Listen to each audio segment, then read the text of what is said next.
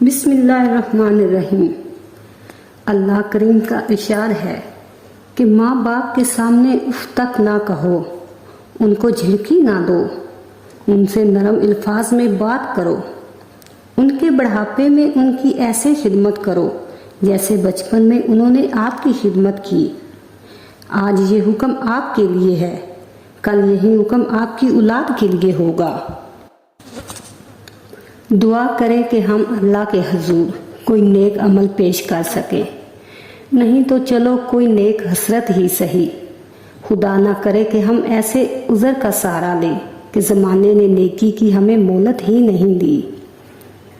شیطان نے انسان کو نہ مانا، اللہ نے اس پر لعنت بھیج کر اسے نکال دیا۔ انسان کے دشمن کو اللہ نے اپنا دشمن کہا۔ انسان اللہ کے دشمن سے دوستی کرے تو بڑے افسوس کا مقام ہے۔